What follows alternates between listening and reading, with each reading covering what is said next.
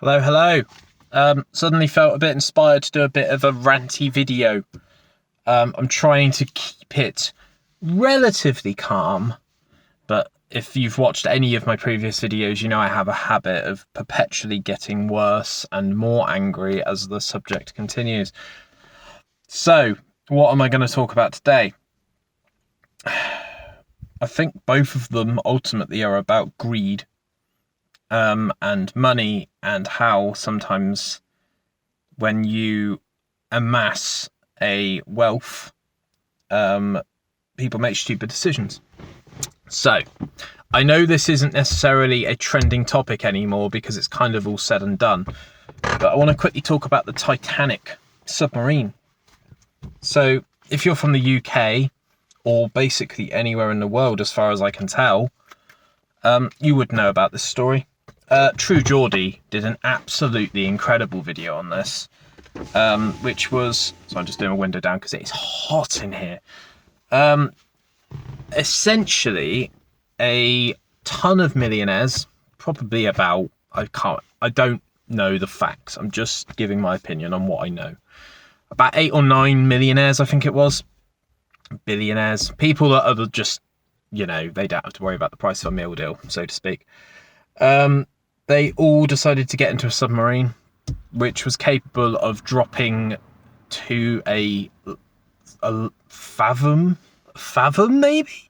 A league underneath the sea, where they could see the remains of the Titanic wreckage. If you look on True Geordie's video, I'll probably link it down below for reference, but it's far. It's I think it's something like 7,000 miles below the ocean. So this submarine obviously had a ton of weight on it and a lot of pressure.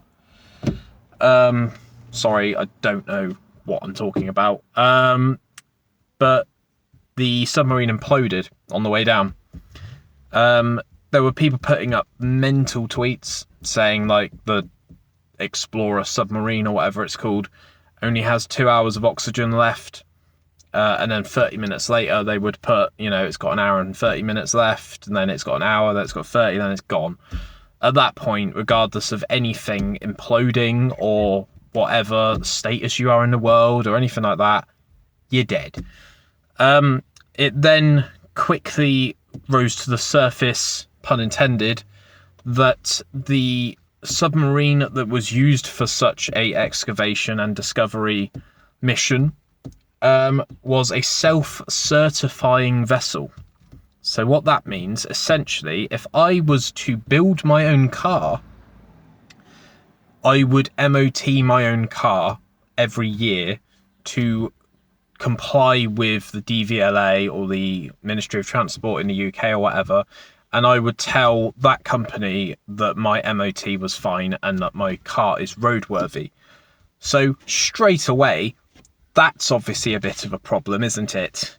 But the real problem is everyone trusted this company to deliver a submarine that was capable of dropping them down to the Titanic. So rest in peace, all those people. I know they're millionaires and billionaires and they're out of touch and they're disconnected, but they're still people at the end of the day, so it's quite a sad story. So yeah, that's what happened. That's my opinion on it. Next thing I want to talk about, which is like the main focal point in this video, and it's made me pull over in my car and talk about it, is Twitch. So I have been a supporter and viewer of Twitch for about 5 years now. There's a couple of people that I religiously watch on Twitch, like Don't Get Me Started, Bakeface, what's he called? Mega Mike, he's been on here. Occasionally watch Papa Glitch, and then he went a bit sort of painty Warhammery, and I'm not interested in any of that. So good luck to him, but I'm not interested. Used to watch him. Who else do I watch on Twitch on a regular basis? I watch a bit of Affan now and then, a little slag. Starship Trooper, who I've had on here. I've had Affan on here as well. Still owes me 20 quid for that. Watch Conmac 27 a little bit. Atomic Yin I watch now and then. Essentially, guys, right? If you sign up to Twitch, you're getting fucked. And what I mean by that is Twitch have become such a greedy company that, lo and behold, guess who they're owned by? Amazon. That everything you earn on Twitch as a sub, as a cheer, as a bit, as a hype train, as a super chat. At one point when I first started watching Twitch, I kind of looked a little bit into this, and I found out that there was, in some circumstances, a 70-30 split between the person on Twitch entertaining and the platform Twitch. This isn't news to anyone, by the way. Like, I've started a Patreon and I will lose 30% of my income just for having a Patreon presence. The platform is king, ultimately. So 70-30 is not too bad, because you'll earn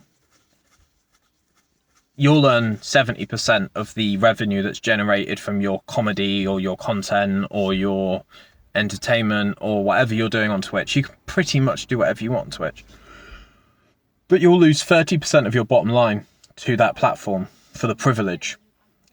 Twitch is a weird one as well, because it's a bit of a monopoly. There's not a lot of streaming platforms like Twitch. Many have tried, many have failed, many have actually gone bankrupt. Mixer is quite a good example of this. It was a Microsoft-owned streaming platform that just couldn't quite hold up, so they pulled the plug on it. Also, another streaming platform, you'll probably know about this because you're watching this video on it, is YouTube. YouTube streaming isn't very good. So Twitch kind of have lion's share of streaming. So now what's happened, and I'll get on to the next thing in a minute, because that's how words work.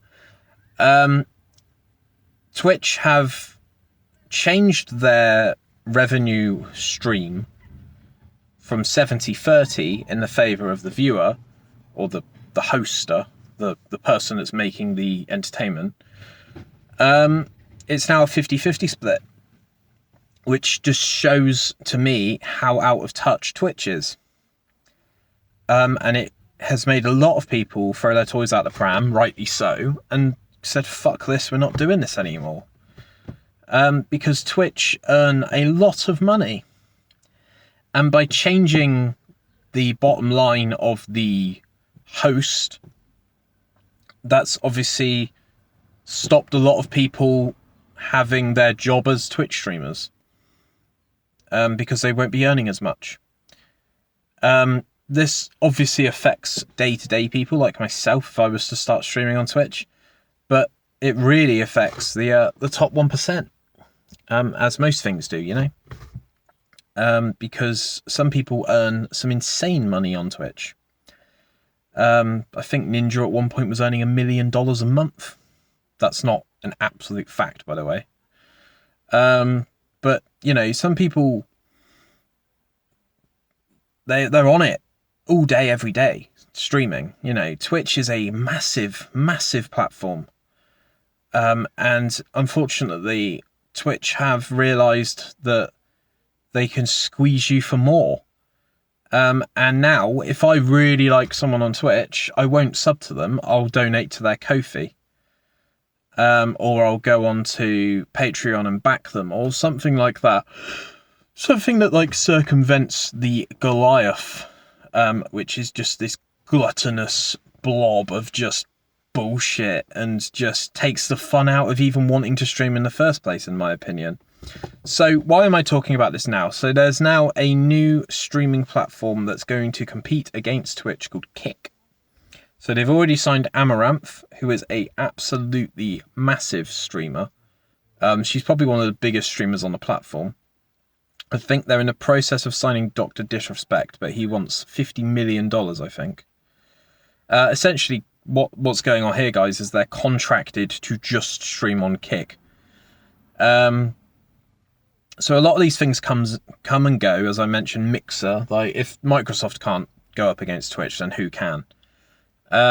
But yeah, I'm interested to see how this develops, and I'm interested to see if Kick can become the healthy bit of competition that Twitch obviously needs, because currently they are just absolutely monopolistic and just completely out of touch with their communities. They just make decisions laterally and hope that people are going to continue using Twitch.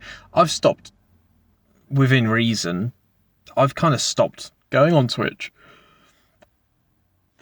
It's never anything positive, and it just makes me not want to do it. I'm trying to think if there's other people I watch on Twitch, but I don't want to stop this video to find out. I think I've mentioned most of the people that I watch quite a lot. But yeah, it just makes me sad. It just makes me sad that people just look for dollar signs all the time. It's meant to be about fun. It's meant to be about like engaging with people and like actually having meaningful conversations with people. But once again, it always comes down to this fucking money. And it makes me sad that that seems to be the only metric that corporations and organizations care about now. It's not how much fun the person's having on Twitch and how can we help them grow. It's how much can we squeeze out of them. And it's just unbelievable, really. So I hope Kick doesn't follow suit if they do become a equal opportunity platform. But yeah, cheers for watching. Hopefully my opinions haven't put you to sleep. And yeah, keep it bedlam. Speak to you soon. Like and subscribe as well. Bye.